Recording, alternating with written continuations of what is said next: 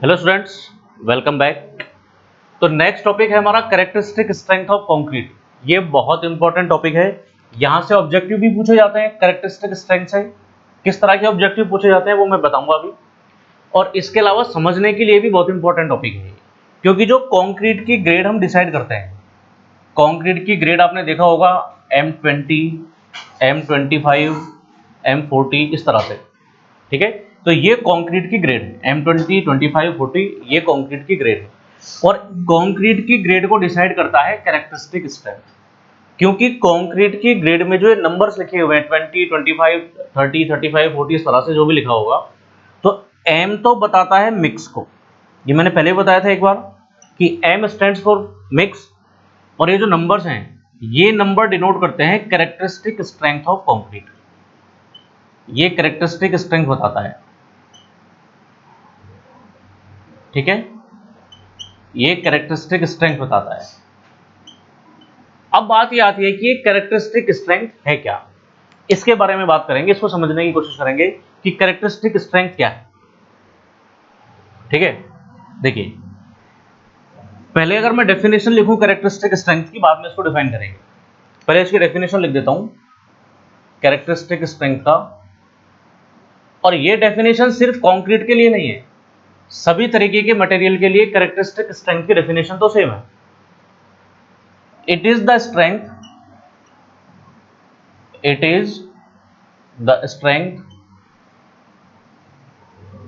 below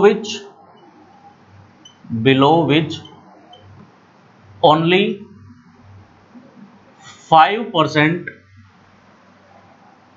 test results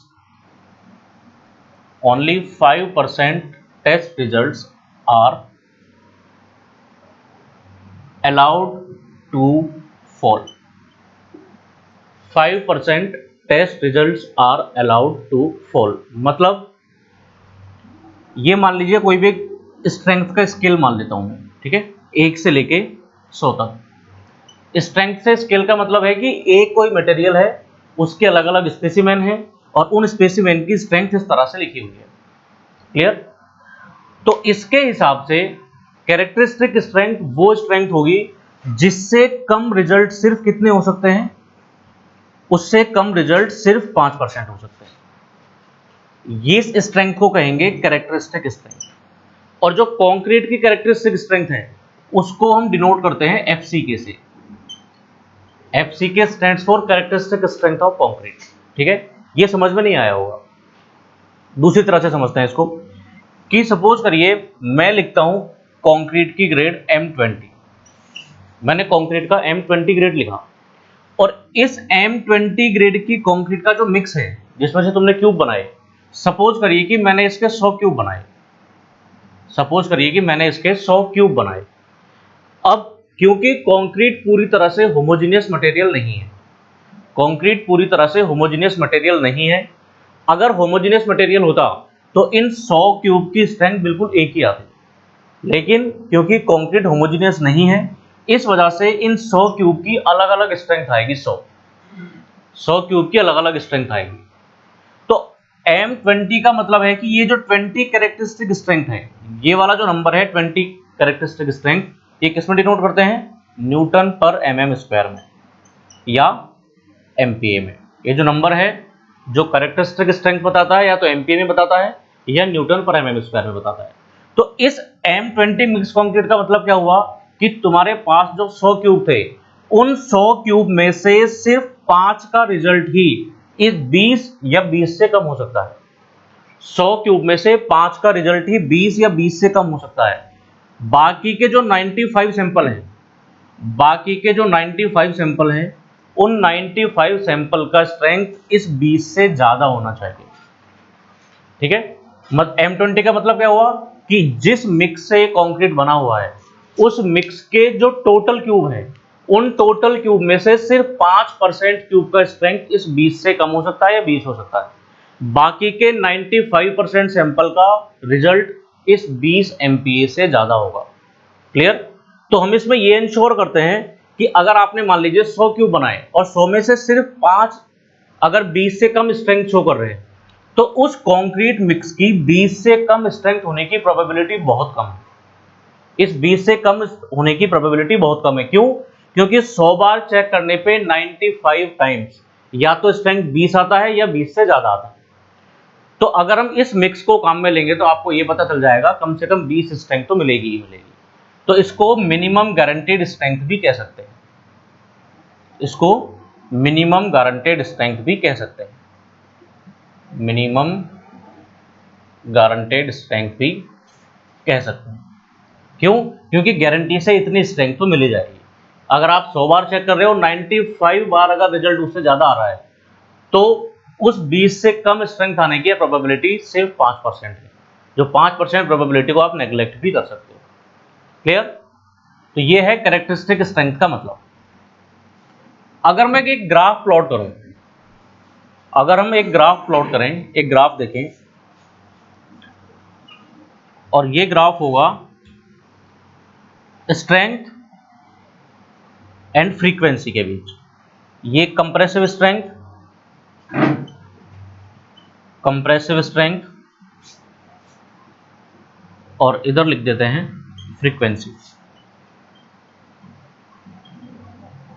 इधर लिख देते हैं फ्रीक्वेंसी। फ्रीक्वेंसी का मतलब होता है फ्रीक्वेंसी ऑफ सैंपल। फ्रीक्वेंसी का मतलब होता है number of sample tested, number of sample tested divided by total number of samples, divided by total number of sample. ठीक है? या फिर एक तरह से इनको नंबर ऑफ सैंपल भी माना जा सकता है। अब मान लीजिए मेरे पास 100 सैंपल हैं किसी भी मिक्स के। अगर मेरे पास 100 सैंपल हैं, जब उन 100 सैंपल का मैं कंप्रेसिव स्ट्रेंथ टेस्ट करूंगा, कंक्रीट के 100 क्यूब है, और अगर उन 100 क्यूब का कंप्रेसिव स्ट्रेंथ टेस्ट करूंगा तो अलग अलग तरह के 100 रिजल्ट आएंगे। जैसे किसी का 20 आया, किसी का 22 आया, किसी का 22.5 आया, किसी का 23 आया, 25 आया, 26 आया, इस तरह से बढ़ते बढ़ते सपोज लास्ट वाले का 50 आया। तो हमको इनको प्लॉट करना होगा स्ट्रेंथ में, हमको इनकी स्ट्रेंथ प्लॉट करनी होगी। तो ये ग्राफ कुछ लगभग इस तरह से जाता है। ये ग्राफ कुछ लगभग इस तरह से जाता है। अब देखिए, ये वाला जो पॉइंट है, ये वाला जो पॉइंट है, ये बताता है इसका मीन, क्योंकि इस ग्राफ में स्ट्रेंथ और क्यूब पूरे के पूरे हैं। वाई एक्सिस पर फ्रीक्वेंसी है और एक्स एक्सिस पे कंप्रेसिव स्ट्रेंथ है। ये जो 100 क्यूब हैं, इन 100 क्यूब में से एक कोई क्यूब ऐसा होगा, इन 100 क्यूब में से एक कोई क्यूब ऐसा होगा, ये एक कोई स्ट्रेंथ ऐसी होगी जिससे ज्यादा स्ट्रेंथ वाले सैंपल भी लगभग आते हैं और जिससे कम स्ट्रेंथ वाले सैंपल भी लगभग आते हैं। ठीक है? जैसे मान लीजिए कि कोई क्लासरूम है, उस क्लासरूम में 10, 20, 50, 100 कितने भी बच्चे हैं। अब उन बच्चों में से एक कोई बच्चा ऐसा होगा जिससे कम हाइट वाले बच्चे भी लगभग आते हैं और उससे ज्यादा हाइट वाले बच्चे भी लगभग आते हैं। इसी तरह से ये जो कंक्रीट का सैंपल है, इन कंक्रीट के सैंपल में एक क्यूब ऐसा होगा ऐसा, या फिर एक कोई स्ट्रेंथ ऐसी होगी जिस स्ट्रेंथ से कम स्ट्रेंथ वाले सैंपल भी लगभग आते हैं और उस स्ट्रेंथ से ज्यादा स्ट्रेंथ वाले सैंपल भी लगभग आते हैं। तो ये इनका मिड हो गया, ये इसका मिड हो गया, और इस मिड को बोलते हैं स्ट्रेंथ के फॉर्म में एफएम, मीन टारगेट स्ट्रेंथ। क्योंकि एक्स एक्सिस पे हमने स्ट्रेंथ लिखा है, तो इससे इधर वाले सैंपल कम स्ट्रेंथ वाले होंगे और इससे इधर वाले सैंपल ज्यादा स्ट्रेंथ वाले होंगे। क्लियर? तो एक कोई स्ट्रेंथ ऐसा होगा जिससे कम स्ट्रेंथ वाले सैंपल भी लगभग आते हैं और जिससे ज्यादा स्ट्रेंथ वाले सैंपल भी लगभग आते हैं। क्लियर? और उस बीच वाली स्ट्रेंथ को क्या बोल देंगे? मीन टारगेट स्ट्रेंथ, जिसको हम डिनोट करते हैं एफएम से। क्लियर? तो ये जो पूरे के पूरे स्ट्रेंथ बता रहा है, पूरे के पूरे क्यूब्स की जो स्ट्रेंथ बता रहा है, वो ये कर्व बता रहा है। ये इस कर्व को बोलते हैं normal probability curve, normal probability curve, normal probability curve. इस तरीके का कर्व फॉलो करता है रिजल्ट। जब हम अलग अलग टेस्ट के रिजल्ट देखेंगे तब आपको ये चीज पता चल जाएगी। ठीक है? तो ये पूरा कर्व क्या डिनोट कर रहा है कि आपके पास 100 क्यूब है और 100 क्यूब की स्ट्रेंथ इस तरह से प्लॉट होती है, जिनमें से एक कोई क्यूब ऐसा होगा जिसकी स्ट्रेंथ से कम स्ट्रेंथ वाले भी लगभग आते हैं और ज्यादा स्ट्रेंथ वाले भी लगभग आते हैं। लेकिन हम इसको कैरेक्टरिस्टिक स्ट्रेंथ नहीं बोलेंगे। क्यों? क्योंकि इससे छोटे सैंपल कितने हैं, इससे छोटे सैंपल कितने हैं, 50% है। इससे छोटे सैंपल 50% है। हमारी डेफिनेशन के हिसाब से कितने परसेंट रिजल्ट कम हो सकते हैं सिर्फ कैरेक्टरिस्टिक स्ट्रेंथ से? 5%।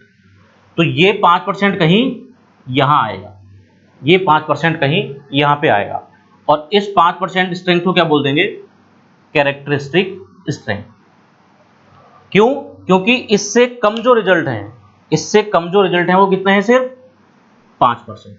मतलब ये कर्व का एरिया कितना बचा, सिर्फ 5% एरिया बचा।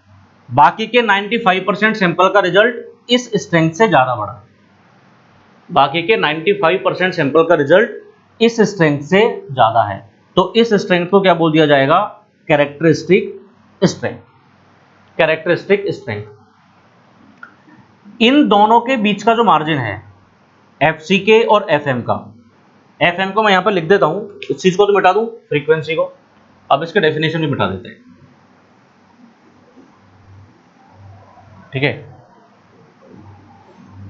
यहां पे जो नोमेनक्लेचर है वो लिख देते हैं। एफसीके का मतलब तो तुमको पता है क्या है, कैरेक्टरिस्टिक स्ट्रेंथ।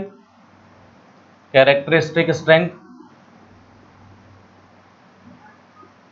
एफएम का मतलब क्या है, mean target strength.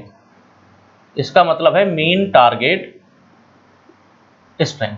Mean target strength का मतलब समझ गए होगे तुम अब, कि एक कोई बीच की स्ट्रेंथ है जिससे छोटे वाले भी रिजल्ट आते हैं और जिससे ज्यादा स्ट्रेंथ वाले रिजल्ट भी लगभग आते हैं। आईएस कोड ऐसा कहता है कि ये एफसीके और एफएम के बीच का जो डिफरेंस है, ये डिफरेंस होता है 1.65 सिग्मा। 1.65 सिग्मा। यहां पे जो सिग्मा है, ये सिग्मा है स्टैंडर्ड डेविएशन। ये सिग्मा है स्टैंडर्ड डेविएशन। स्टैंडर्ड डेविएशन आपको कन्वेंशनल तरीके से नहीं निकालना। स्टैंडर्ड डेविएशन आपको कन्वेंशनल तरीके से नहीं निकालना।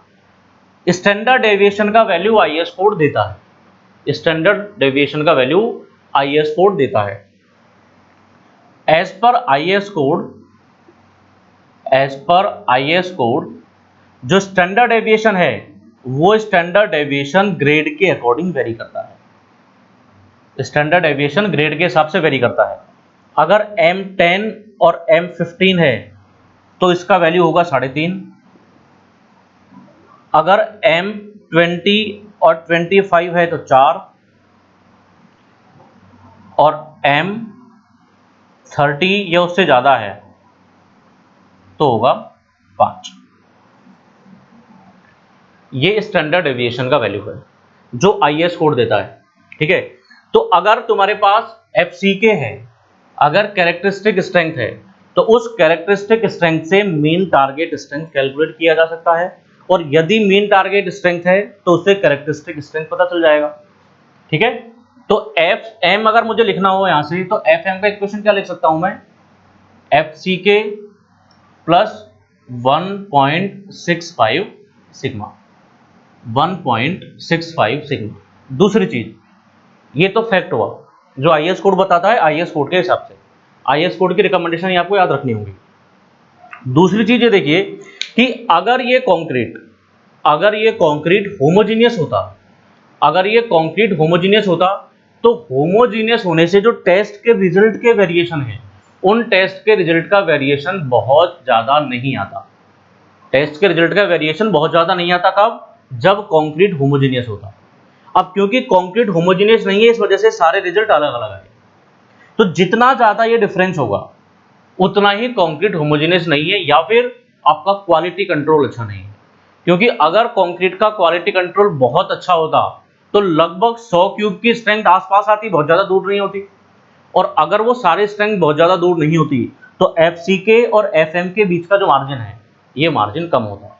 अगर सपोज करिए कि ये कर्व कुछ इस तरह से होता, अगर ये कर्व कुछ इस तरह से होता, अगर ये कर्व कुछ इस तरह से होता, तो इस वाले केस में 5% रिजल्ट मान लीजिए यहां आ जाएगा और एफ एम यहां पे है, इसका मार्जिन कंपैरेटिवली कम है। मार्जिन कंपैरेटिवली कम है, इसका मतलब क्या हुआ कि क्वालिटी कंट्रोल अच्छा है, और अगर क्वालिटी कंट्रोल अच्छा है तो कंक्रीट ज्यादा अच्छी है। तो जिसमें एफएम और एफसीके के बीच का मार्जिन कम होगा उसका क्वालिटी कंट्रोल अच्छा होगा, उस कंक्रीट का क्वालिटी कंट्रोल अच्छा होगा, बेटर क्वालिटी कंट्रोल।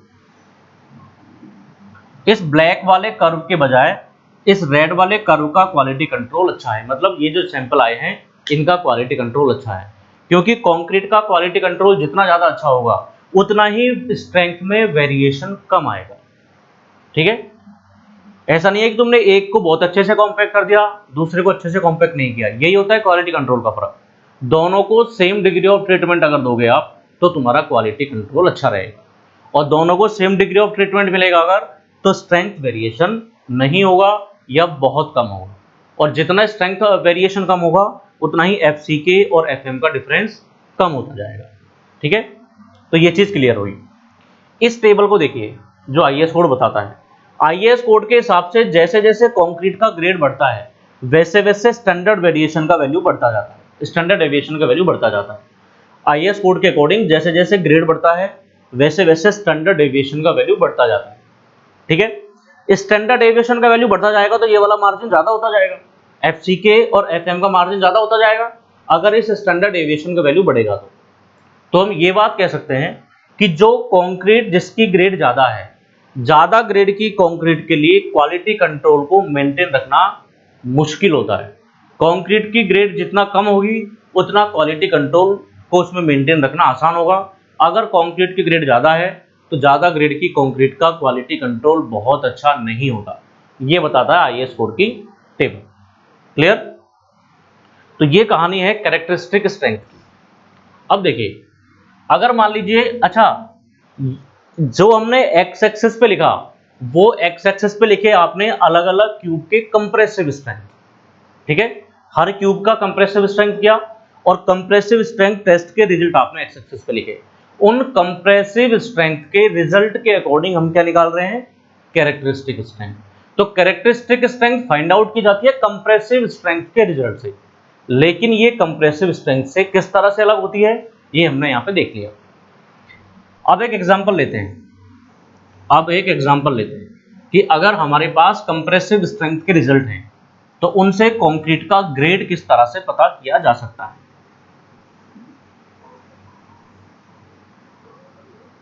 किस तरह से पता किया जा सकता है? ठीक है, जैसे for example test results of compressive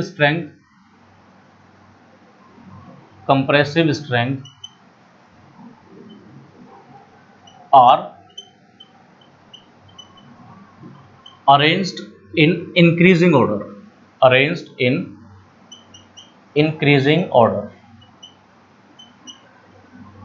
ठीक है, मतलब कोई भी टेस्ट रिजल्ट है जो इंक्रीजिंग ऑर्डर में लिखे हुए हैं। पहले टेस्ट का रिजल्ट मान लीजिए 22 है, ये सारे एमपीए में है, ये सारे मेगा पास्कल में है। 22, 22.8, 23.4, 24, 25.6, 26.3, 28, 29, इस तरह से, और लास्ट वाले का रिजल्ट है 50। यहां पे टोटल नंबर ऑफ सैंपल मान लेते हैं 100 है, कि ये जो टेस्ट रिजल्ट्स हैं ये 100 क्यूब के टेस्ट रिजल्ट हैं। पहले वाले क्यूब मतलब इंक्रीजिंग ऑर्डर में इनको लिखा हुआ है 22, 22.8, 30, 23.4, 24, 25.6, 26.3, 28, 29 एंड लास्ट वाले का 100वें वाला जो क्यूब है उसका स्ट्रेंथ 50 है। अब यहां से तुमसे पूछ रहा है कि इस कंक्रीट का ग्रेड क्या होगा। क्या आप कंक्रीट का ग्रेड बता सकते हो इस रिजल्ट से? क्या करेंगे, जो हमारे पास डेफिनेशन है कैरेक्टरिस्टिक स्ट्रेंथ का, वो डेफिनेशन क्या कहता है कि कैरेक्टरिस्टिक स्ट्रेंथ वो स्ट्रेंथ होगा जिससे कम कितने रिजल्ट हो सकते हैं? सिर्फ 5%। जिससे कम मैक्सिमम 5% रिजल्ट हो सकते हैं, जिससे कम मैक्सिमम 5% है, मिनिमम 5% नहीं है, ध्यान रखना। ये जो 5% रिजल्ट है ये मैक्सिमम 5% है कि उस स्ट्रेंथ से कम maximum 5% results are allowed to fall. ठीक है, तो 5 निकाल लो, 1 2 3 4 5। ठीक है, अगर मैं इस वाली स्ट्रेंथ को लेके चलूं 26.3, तो 26.3 से छोटे कितने हैं, 1 2 3 4 5, 5 रिजल्ट है। तो मैं इसको कैरेक्टरिस्टिक स्ट्रेंथ बोल सकता हूं, 26.3 को, 26.3 को कैरेक्टरिस्टिक स्ट्रेंथ बोल सकते हैं। क्यों? क्योंकि इस 26.3 से छोटे रिजल्ट कितने हैं, 1 2 3 4 5, 5 रिजल्ट है, और 5 से ज्यादा तो अलाउ हो ही नहीं सकते। तो इसको मैं बोल सकता हूं कैरेक्टरिस्टिक स्ट्रेंथ 26.3। तो तुमको ये तो पता चल गया कि इसका FCK क्या है, इसका FCK है 26.3 मेगापास्कल। लेकिन इस 26.3 को कंक्रीट का ग्रेड नहीं बोलते हैं। मैंने एक दिन पहले भी तुमको बताया था किसी वीडियो में कि कंक्रीट का जो ग्रेड होगा वो कंक्रीट का ग्रेड हमेशा 5 के मल्टीपल में ही होता है, हमेशा 5 के मल्टीपल में ही कंक्रीट का ग्रेड होगा। सिर्फ इसमें एक एक्सेप्शन था, कौन सा, M7.5। इस M7.5 को हटा दो, इसके अलावा बाकी के जो सारे ग्रेड होंगे वो सारे ग्रेड 5 के मल्टीपल में ही होते हैं। ठीक है, 5 के मल्टीपल में ही होते हैं। तो 5 के मल्टीपल में देखिए 26.3 5 का मल्टीपल नहीं है। इसके पास वाले 5 के मल्टीपल कौन कौन से होंगे, एक होगा 25 और एक होगा 30, एक होगा 25 एक होगा 30। अब कंक्रीट की ग्रेड को आप 25 बताओगे या 30 बताओगे, कंक्रीट की ग्रेड को 25 बताओगे कि 30 बताओगे। ठीक है, क्या करें, अगर 30 बताओगे तो 30 मान लीजिए कहीं यहां आता है, अगर 30 बताएंगे तो 30 मान लीजिए यहां आता है। और जब अगर मैं इस कंक्रीट का नाम M30 लिखूं, अगर मैं इस कंक्रीट का नाम M30 लिखूं तो M30 के हिसाब से कंक्रीट का कैरेक्टरिस्टिक स्ट्रेंथ कितना होगा, 30 MPa होगा। और कैरेक्टरिस्टिक स्ट्रेंथ की डेफिनेशन के हिसाब से इस कैरेक्टरिस्टिक स्ट्रेंथ से छोटे रिजल्ट कितने नहीं होने चाहिए, 5 से ज्यादा नहीं होने चाहिए। तो अगर मैं 30 को लेता हूं तो 1 2 3 4 5 6 7 8 रिजल्ट इससे छोटे हो गए, तो M30 पॉसिबल नहीं, क्योंकि मैक्सिमम कितने रिजल्ट हो सकते हैं छोटे, 5। अब कौन सा ऑप्शन बचा तुम्हारे पास, M25।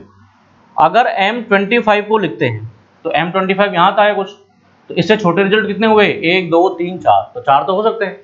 ये जो छोटे रिजल्ट है मैक्सिमम 5 नंबर है कि कैरेक्टरिस्टिक स्ट्रेंथ से छोटे रिजल्ट 5% से ज्यादा नहीं होने चाहिए। तो इसके हिसाब से कैरेक्टरिस्टिक स्ट्रेंथ आया 26.3, लेकिन 26.3 की कंक्रीट ग्रेड नहीं होती, कंक्रीट की ग्रेड हमेशा 5 के मल्टीपल में होती है। तो आप M30 पे तो जा नहीं सकते, क्योंकि जैसे 26.3 को क्रॉस करोगे तो पीछे 6 सैंपल छूट जाएंगे और 5 से ज्यादा सैंपल अलाउ नहीं है। इसलिए आपको कहां जाना पड़ेगा, पीछे वाले साइड जाना पड़ेगा, क्योंकि इससे जो छोटे सैंपल छूटेंगे उनकी संख्या 5 से कम होगी। क्लियर, उनकी वैल्यू 5 से कम होगी। ठीक है, तो ये है कैरेक्टरिस्टिक स्ट्रेंथ कि कंप्रेसिव स्ट्रेंथ के रिजल्ट से कैरेक्टरिस्टिक स्ट्रेंथ किस तरह से फाइंड आउट करते हैं। अब देखते हैं कि ये जो कैरेक्टरिस्टिक स्ट्रेंथ आपने काम में लिया, इसको फील्ड में किस तरह से यूज करते हैं, इसको फील्ड में किस तरह से यूज करते हैं। Use of FCK, use of FCK, FCK का जो यूज है वो FCK का use day to day quality control में किया जाता है, to check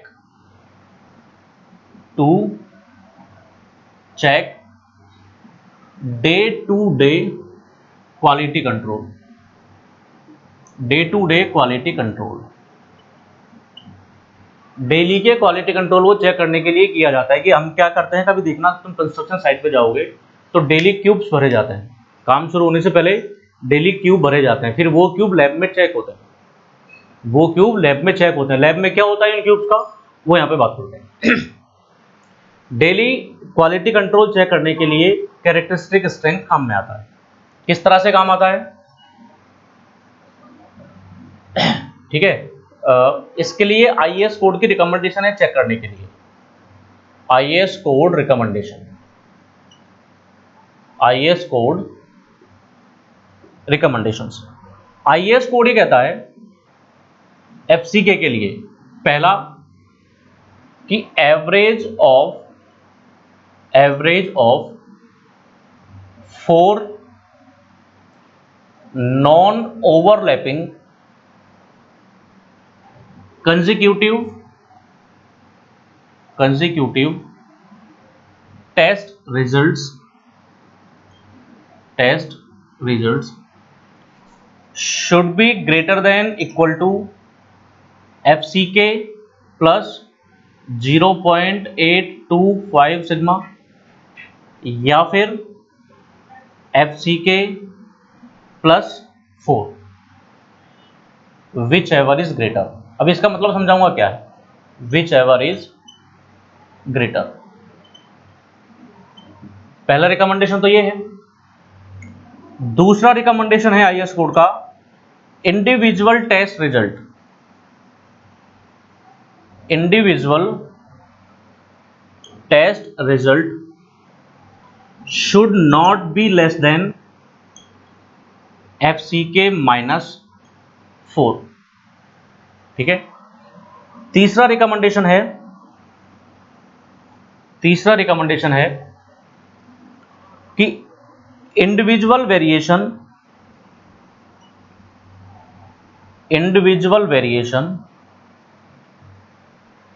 of any cube should not be more than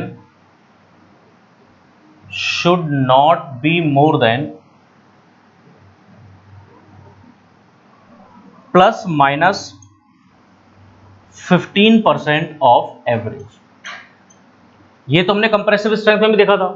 ये जो 3 क्यूब टेस्ट किए थे उनमें किसी भी क्यूब का डेविएशन ±15% से ज्यादा नहीं होना चाहिए। ठीक है। अब बाकी के दो समझते हैं क्या है। बाकी के दो समझते हैं कि average of 4 non overlapping consecutive test result. मान लीजिए तुम्हारे पास कोई टेस्ट रिजल्ट है और वो टेस्ट रिजल्ट इस तरह से है कि एक का 20 क्यूब का, दूसरे का 22, तीसरे का 22, चौथे का सपोज 23, पांचवे का 24। इस तरह से कंसेक्यूटिव रिजल्ट्स है। आपको 4 कंसेक्यूटिव रिजल्ट्स लेने हैं। कंसेक्यूटिव रिजल्ट का मतलब लगातार वाले रिजल्ट लेने हैं, लेकिन वो नॉन ओवरलैपिंग होनी चाहिए। नॉन ओवरलैपिंग का मतलब क्या है कि एक ही वैल्यू को 2 बार काउंट नहीं करना। तो यहाँ पे जो 22 के 2 सैंपल हैं, इनमें से तुमको एक ही लेना है। तो सैंपल टोटल कितने हुए? एक, दूसरा 22 का, तीसरा 23 का, चौथा 24 का, इस तरह से। और इनका जो एवरेज है वो एवरेज FCK प्लस 0.825 सिग्मा या FCK प्लस 4 से ज्यादा होना चाहिए। ठीक है, ज्यादा होना चाहिए। मैं एक एग्जांपल देता हूं कि हमारे पास जो टेस्ट के रिजल्ट हैं वो टेस्ट के रिजल्ट इस तरह से हैं। एक है 38.2, एक है 36.3, एक है 29, एक है 34.567। ठीक है, ये मेरे पास 4 कंसेक्यूटिव रिजल्ट्स हैं। या फिर इसको इस तरह से अरेंज कर लेते हैं। 34.567 को पहले लिख लेते हैं, 34.567 एंड 29। ये हमारे पास 4 कंसेक्यूटिव नॉन ओवरलैपिंग रिजल्ट हैं। तो पहले क्राइटेरिया के हिसाब से, अब इसमें तुमको ये भी कहेगा कि इस रिजल्ट को कौन सी ग्रेड के लिए चेक करना है। इसको मान लीजिए check it for M30, check it for M30, इसको M30 के लिए चेक करो। क्लियर? M30 के लिए चेक करना है। तो M30 के लिए चेक करने के लिए पहली वाली सिचुएशन क्या है वो अप्लाई करो कि इन चारों का एवरेज FCK प्लस 4 से ज्यादा होना चाहिए या फिर FCK प्लस 0.825 सिग्मा से ज्यादा होना चाहिए। जो इन दोनों से बड़ा है उससे ज्यादा होना चाहिए।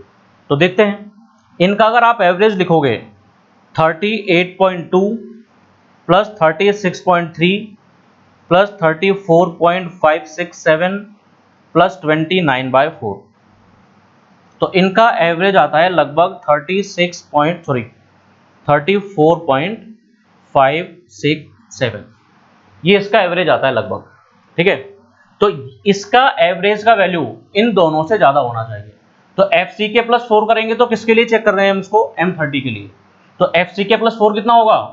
30+4 34, और FCK+0.825 सिग्मा, इसका वैल्यू कितना होगा? FCK का वैल्यू 30 प्लस 0.825 सिग्मा का वैल्यू M30 के लिए कितना बताया था? 5। तो इन दोनों की जो वैल्यू आएगी, इन दोनों में से जो भी बड़ा वैल्यू होगा उससे ज्यादा होना चाहिए ये वाला रिजल्ट। तो अगर आप चेक करके देखोगे तो इनका एवरेज का वैल्यू इससे ज्यादा बड़ा होगा। ठीक है, इससे ये 34.25 समथिंग ऐसा कुछ आएगा। तो 34.2 34.567 से छोटा है, मतलब इनका जो एवरेज है वो एवरेज का वैल्यू इनसे ज्यादा है। तो पहला वाला क्राइटेरिया सेटिस्फाई, पहला वाला क्राइटेरिया सेटिस्फाई है, कोई दिक्कत नहीं है। अगर ये फेल कर जाता, पहला वाला क्राइटेरिया फेल कर जाता, तो इसमें से तुमको किसी क्यूब को टेस्ट से बाहर करना पड़ता। ठीक है, पहला वाला क्राइटेरिया ठीक है। अब दूसरा चेक करते हैं। दूसरा क्राइटेरिया क्या कहता है? Individual test result should not be less than FCK-4। तो सबसे छोटा रिजल्ट कौन सा है? 29। तो 29 भी छोटा है, छोटा नहीं है FCK-4 से, क्योंकि FCK 30 है, तो 30-4 26, ये भी ठीक है। मतलब कोई भी सैंपल FCK-4 से छोटा नहीं होना चाहिए। तो सबसे छोटा हमारे पास 29 है, और 29 भी FCK-4 से छोटा नहीं है। दूसरा क्राइटेरिया भी सेटिस्फाइड है। अब चलते हैं तीसरे वाले पे। तीसरा वाला जब चेक करोगे तो तीसरा क्राइटेरिया कहता है individual variation of any cube should not be more than ±15% of average. Average का 15% से ज्यादा नहीं होना चाहिए। अगर हम इनको सबको टेस्ट करेंगे तो पहले का डेविएशन निकाल सकते हैं 38.2 माइनस, और निकालना किसके साथ है? एवरेज के साथ, इसके साथ। तो 34.567 डिवाइडेड बाय 34.567 इंटू 100, ये पहले वाले का हो गया। दूसरे वाले का हो जाएगा 36.3 माइनस 34.567 डिवाइडेड बाय 34.567 इंटू 100। तीसरे वाले का 34.567 है, ये भी यही है, तो ये तो बिल्कुल भी डेविएट नहीं किया। लास्ट है 29, तो 29 माइनस 34.567 डिवाइडेड बाय 34.567 इंटू 100। अगर इन तीनों के रिजल्ट विद इन ±15% आते हैं तो सही है। अगर किसी भी क्यूब का 15% से ज्यादा डेविएशन आया तो उस क्यूब को इसमें से बाहर कर देंगे। अगर इन वैल्यूज को आप सॉल्व करके देखोगे तो 29 वाले क्यूब का वैल्यू 15% से ज्यादा आएगा, 15 पॉइंट समथिंग आता है, ये 16 पॉइंट समथिंग आता है। तो 15% को एक्सीड करेगा 29 वाला क्यूब। तो बाकी के दो क्राइटेरिया भले ही 29 ने सेटिस्फाई कर लिए हो, लेकिन तीसरे में आके ये फेल हो गया। तो क्या करेंगे? इस टेस्ट के रिजल्ट से ये वाला जो क्यूब है 29 का, इस क्यूब को डिस्कार्ड कर दिया जाएगा, इस क्यूब को डिस्कार्ड कर दिया जाएगा। तो ये वाला जो क्यूब है, ये वाला क्यूब फेल कर गया। इसकी जगह पे तुम्हारे पास का दूसरा क्यूब है, उस दूसरे क्यूब से काम कीजिए। ठीक है, तो इन चीजों को चेक करने के लिए काम आता है FCK, क्योंकि हमने FCK के हिसाब से इनको चेक किया था। पहला एवरेज उसी के हिसाब से चेक किया, दूसरा क्राइटेरिया भी हमने उसी के हिसाब से चेक किया। ठीक है, तो ये कहानी है कैरेक्टरिस्टिक स्ट्रेंथ की। इसमें सिर्फ इतना ही। Thank you so much, have a good day.